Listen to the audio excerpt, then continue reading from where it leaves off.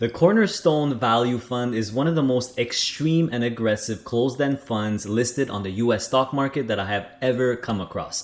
I have a total personally of $45,000 invested in this fund between my RRSP, my retirement account, and my regular cash account, which currently nets me a total of about $560 a month.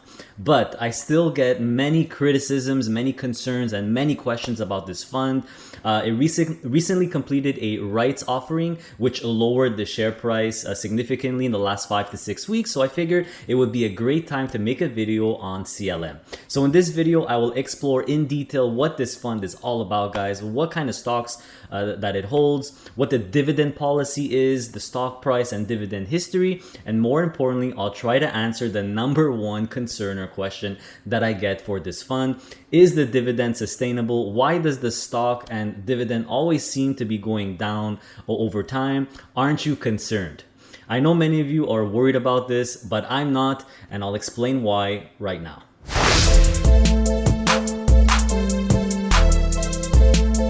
So just a quick note for my Canadian viewers watching, this is a US listed fund. It's listed on the New York Stock Exchange. So yes, we could still invest in it as Canadians, but if you hold it in a TFSA or a cash account, we do have to pay an additional 15% withholding tax on the monthly distributions that the fund provides. Now, it's not something you need to worry about paying yourself or declaring at the end of the year. The 15% is automatically taken off the top even before the dividend or distribution hits your account. But if you hold it in an RRSP account like I do, or the majority of it anyway, there is no 15% withholding tax to pay. That's right, you get the full distribution and avoid the tax if you hold it in your RRSP account, simply because it's considered a retirement account. I explain it all in detail in my first tax video, so check it out if you want to learn more about this 15% withholding tax. Okay, so first things first, we need to know when this fund was created, what its objective is, and for this, we will go directly on the fund's website as usual. And after that, I'll check out what the fund actually holds. I say this all the time, and I will keep saying it over and over. The most important thing to consider when you invest in a fund, a split fund, an ETF, whatever it is, you need to know what the fund holds or what stocks are inside the fund. So we'll check it out together. And after that, I'll analyze the distribution policy. Also very important when analyzing a fund if you're an income-focused investor like myself. And then we'll review the entire stock chart and distribution history. And once done, I'll provide my personal thoughts on the fund using 6 key points. So let's get going. All right, guys, I'm on the homepage of CLM. This is where you should go to research any fund, guys, directly on the fund's homepage. So as you could see here, this fund was created in 1987.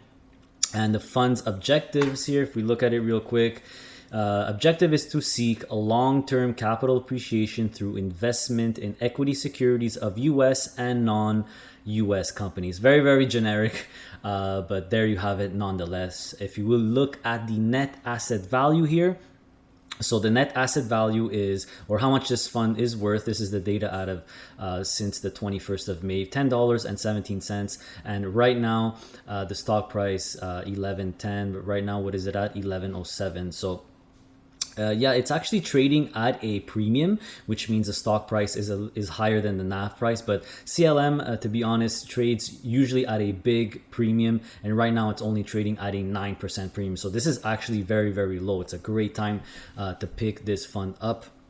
Now, to see what the fund actually holds, but you know what, before that, we'll look at the dividend policy. So if you go to press releases, so this is where you could find here the distribution policy. So at the end of every year, so in 2020, they come out with the new distribution policy for the next year, for 2021. So if you just open this article here, this is what you get. So as you could see here, they declared the first 3 months of for the distributions of 2021 at 0.1602. So if you do 0.1602 times 12, you will get your annual dividend rate per year, which per share per year, which I think is 1.92 or something like that. Yeah, 1.9224. So that is the dividend rate for this year. So where do you find the distribution policy? Well, it's right here. So each fund's distribution policy provides for the resetting of the monthly distributions amount per share annually based on the fund's net asset value. So that's where you see here, it's based on the NAV. So the board previously announced the distribution percentage for 2021 would remain unchanged from 2020 or the current year at 21% of the net asset value. So there you have it, guys. So the distribution policy for CLM and even its brother fund CRF, which I won't talk about in this video, but to be honest, a lot of people are asking me, CLM versus CRF. From looking at CLM, it looks like CRF and CLM are basically identical, but CLM has a little bit higher yield. So I would just stick with CLM, but nothing wrong with CRF, but it looks pretty much identical to me. So there you have it, guys, 21% of the net asset value. So what does that mean? How do you calculate the dividend? Well, it's pretty simple. If we go back to the net asset value, you see here that the current NAV is 10.17. So if we just do 10.17 plus 21%, and that will be the dividend, let's say for next year, right? So if the NAV stays 1017 by November of this year, which is when they come out with the new percentage for next year, we're actually looking at a dividend increase from 1.92 to 2.13. So the fund is actually set at this NAV to increase its dividend next year. Pretty amazing if you ask me, and I'll talk a little bit about it later as well. All right, so in terms of what this fund holds, all we need to do is go in the annual report. If you want to look at it yourself, just click here, investor reports, and click on the latest annual report, which is December 2021. So you will get this sheet here. And in here, we could actually see, very important, guys, what funds or what stocks that this fund holds. So you could see the sector allocation here. So information technology, 24, healthcare, 13, consumer, 12, communication 10, etc., etc. Closed-end funds. So this fund actually holds other funds, 10% of which are other closed-end funds, which is pretty cool. Some financials, industrials, consumer staples. So to me, it looks like a very typical US breakdown, right? Where the information technology, the healthcare are pretty high up there, a little bit lower in financials. In Canada, we have a lot more financials than the US. So a really nice sector allocation. But if you scroll down, you could also see the top 10 stocks. You could see, look at the top 10, guys, all stuff you recognize, right? Microsoft, Amazon, Apple, Google, Facebook, Johnson & Johnson. So really all blue chip here, guys. Nothing fancy, no crypto or anything like that. And we scroll down and you'll have the entire breakdown. So you could actually go through the entire breakdown. So 97 or 98% of the fund is comprised of equity securities or stocks. So the breakdown is a really nice complete breakdown. So first we start with the closed-end funds, which make up about 10% of the fund. So you can see all the other income funds or closed-end funds that are included. A lot of them I found on my on my research spree that I did when looking for US funds. So I thought that was pretty cool. A lot of high yield. Here's the Aberdeen ones. There's the Clo, Gabelli. So all John Hancock as well. So this fund, 10% of it holds other high yielding closed-end funds, which is pretty cool if you ask me. And the entire breakdown is here. So here's a total. Now, next is communication services, 10%, so another big chunk. And you have just these stocks here. So Activision Blizzard, which is the biggest video game company out there on the NASDAQ, Google, Charter Communications. This one, I'm not sure what it is, but then you have Facebook, Netflix. Then consumer discretionary, 12%, Amazon, Best Buy, eBay, Dollar General, Lowe's, Home Depot, Target, Tesla. Consumer staples, so this is consumer, essentials or consumer defensive. So Clorox, Costco, Kroger, Pepsi, Procter & Gamble, Walmart. You also have an ETF here, the QQQ. So this is basically the NASDAQ 100, right?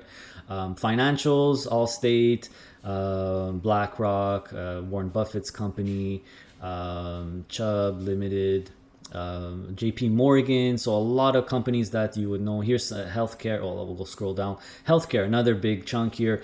AbbVie, Abbott, Bristol Myers, CVS, L. Lilly, Gilead, Thermo Fisher, Stryker, Johnson & Johnson, Merck. So really big blue chip guys, and it goes on and on and on. So I'm not going to go through it one by one, but you could go ahead and do it for yourself, but research it for yourself. But basically the point is that this fund is really made up of the overall, in my opinion, US stock market. It looks like they're all blue chip that really are the top of the top when it comes to the US stock market. Now, how are the dividends taxed? Another question I get. Well, if we just click here on 2020 tax information, we could actually see how the 2020 dividends, or distributions rather, I gotta stop saying dividends, they're technically distributions.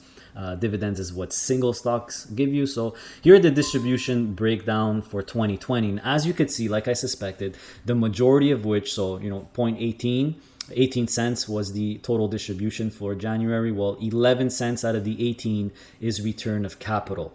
And the rest is mostly capital gain, and then only a small chunk in ordinary income. You could kind of see the same story. Yeah, it's pretty much identical for all the distribution. So very, very tax efficient distribution, guys. We all know that return of capital is not taxed, and we all know that capital gain is taxed much better than ordinary income or dividend. So the majority of this distribution will not be taxed at all, and the rest will be taxed very well with capital gain. So very, just like EIT, right? Very similar, very tax efficient distributions. In terms of management fee, for the likes of me, I could not find it, but from where I looked at several places, the management fee is set at 1%, which is kind of in line with EIT as well. So the MER, which is the management fee plus all other expenses, is probably going to be a little bit higher than 1%. It's usually 1.2, 1.3. I'm not. All right, let's check out the stock price history, guys. So here is CLM for the last 10 years. So as you could see, if we look at the stock price, it's really a gradual slope downwards, right? It's started at about $39, $40, and right now it's at 11. So as you could see, it's slowly going down year after year after year. But this makes perfect sense, and I'll explain why in my points, which I'll go over in just a second. But in terms of the last 5 years, I just want to show you real quick the dividends for the last 5 years. It turns out that at one point, starting from 2017 to 2018, the dividend actually increased from $2.79 a year to $2.84 a year. And after that, $2.84 to $2.46 to $2.22, and then to its current yield, current rate, of 192. But like I showed you earlier, right, if the net asset value stays above $10, the dividend will actually increase starting in 2022. So people keep saying, the dividend and stock price do keep going down and down and down. Well, it's not true. It has gone up in the last 5 years, and it's also set to increase in 2022. But overall, I mean, it is accurate, right? The trend is definitely going down. Same with the dividend trend, except for next year. So now let's get into my points, my 6 important points on this fund. So there you have it, guys. Hopefully you now have a better understanding of how CLM works and what it holds. So now it's time to give you my thoughts, my personal thoughts on it. So I came up with 6 key points. Number 1, this fund is designed for high income and not share price appreciation. I have a strong suspicion that the mission statement of this fund probably hasn't changed since 1987, because like we saw, it says that it focuses its total return via capital appreciation. But I think it should be modified to say that it focuses its total return with current income. Either way, it's quite clear that this fund is specifically designed for high income, which is the chief concern of an income-focused investor like myself. The point is, you really need to consider the monthly dividends and distributions, not just the stock price, when considering this fund. It's designed to buy and hold, guys, and collect the dividends long term, not buy low and sell high. Point number 2, the distribution policy is aggressive but very impressive. I mean, I have never seen such an aggressive distribution policy, 21% of NAV. I mean, wow, think about that for a second, guys. The fund gives out 21% of its NAV, or its value, out every year with distributions alone. So according to Investopedia, the average annual return of the S&P 500, which is the benchmark of all benchmarks when it comes to the US stock market, from 1957 to 2018 is roughly 8% a year. And I'll put the link below if you want to check that out. So this fund, CLM, is essentially aiming for 21% a year. That's extremely aggressive and impressive, I have to say. Definitely takes guts. just to compare the 21% distribution policy to other high-yielding U.S. listed funds, the second highest that I've seen is 12.5% of NAV. So you can see that big gap there. This is the policy that the RIV and OPP closed-end funds have, two funds that are managed by River North. So, I mean, 12.5% is already pretty high, right? I mean, if you got 12.5% on your investments in 1 year, I think you'd be pretty happy. But 21%, pretty crazy. And this leads me to point number 3, which is probably the most important point I want to make, guys. Number 3 is the downward stock price and dividend trend makes perfect sense. Think about it, guys. How the heck could CLM go up in value if it gives out 21% of its value out every year in dividends? I mean, it's literally impossible. The S&P 500, which is the king of all benchmarks in the US, is roughly 8% a year. The Canadian stock market overall is about 6.9 or 7% a year, according to the homepage of the Canoe EIT fund. So of course, guys, the stock price will go down over time. It's only normal. If it didn't, I would be highly suspicious that this fund is some sort of Ponzi scheme. Fun fact for you guys though, if we actually look at the current NAV and apply the 21% distribution policy to it, the dividend is actually set to increase starting next year in 2022. That's pretty crazy. So considering the high income that it already gives out, the fact that it's set to increase next year is once again is what makes this fund so impressive. Number 4. It has solid, mostly blue chips holdings, right? So like we saw earlier, this fund does not hold anything fancy like crypto, penny stocks, speculation stocks. They're mostly blue chip, value, and growth companies in the US. That's definitely reassuring. Number 5. Also very important. You got to invest logically and cautiously. So if you invest in this fund, guys, like I did, it shouldn't be a huge portion of your portfolio, in my opinion. This point is valuable for all funds pretty much, but it's simply a matter of logic, guys. Only 3% of my main portfolio is made up of CLM, even though it's one of my highest yielding funds. You got to stay disciplined, guys, even though the yield might be very enticing. High yield hunting without considering anything else is actually a very typical mistake beginner income investors make, myself included. So this fund can give your portfolio a really nice yield boost, but putting all your money in it or a giant part of your money in it makes no sense to me. Diversification and balance will always be king. Number 6, last but not least, the distribution policy can be changed anytime by the fund manager. I mean, come on, guys. Do you really think that the fund will eventually go to zero? Do you really think that the fund manager, who's been managing this fund since 1987, back when I was 2 years old, will allow the fund to reach zero? Fund managers make all their money with management fees. The fund needs to stay alive for them to collect those fees. So this is why I find it pretty comical when I see people's comments or emails about CLM or other high yielding funds like EIT as well, claiming that the fund will eventually go to zero. I love when people try to predict the future. It reminds me of these doomsday religious cults. I mean, come on, guys. At any time and at the snap of the fingers, the fund manager can simply change the distribution policy. They could change it to 15% of the NAV or 12.5 or 10%, etc. So yes, I understand that the downward stock price is a concern to many of you. But you need to look at the whole picture, guys, and realize that the fund manager will make sure the fund stays alive. Why? Because that's how they make their money. So if you're a passive income focused investor, guys, CLM will definitely make a great addition to your portfolio. But personally, I wouldn't put more than 5% of my total money in it. It's just a matter of logic, intelligence, and balance.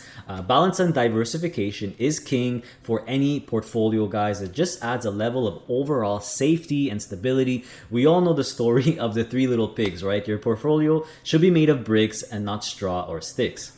But hey, if you're still not convinced, guys, about this fund, not a problem. My suggestion, don't invest in it. If you know investing in CLM will cause you anxiety or to make you lose sleep at night, stay away from it. That's my opinion, because investing is not all about numbers. It's also about mental health, which is way more important. I hope you enjoyed the video, guys. Let me know what you think. As always, please support us. Please support this channel by hitting that like button. It's free for you. It helps the channel out, so it's a win-win. Of course, guys, don't forget to check out our website, passiveincomeinvesting.ca, where you could access my digital product, the Ultimate Dividend Passive Income Investing Package, which is a huge list of all the funds you ever need to build your own portfolio. It's all my years of research put in this product. It's only $45 Canadian, so pick it up if you haven't done so. It comes with lifetime updates, so if a new version comes out later, you will automatically get it for free. And on my website, I do offer a one-on-one consultation service. If ever you want to speak with me, have a sit down with me, for me to help you build a new portfolio, review your old portfolio, answer all your questions, whatever your needs are, I'm happy to help. Unfortunately, I am completely booked up until end of July, so I apologize for the delay. That's why there's that message on the calendar. We're fully booked. But the August availabilities will open up soon in a month or two, so I will let you guys know on that. So sorry for any inconvenience, but stay patient. I will definitely keep doing or open up more appointments for the one-on-one consultations. I've done almost 100 of them now, and I absolutely love doing it. I meet people from all walks of life, all over the country, even in the United States, so or abroad even. I had a couple abroad, so it's really, really fun for me. So hang tight, more appointments are coming.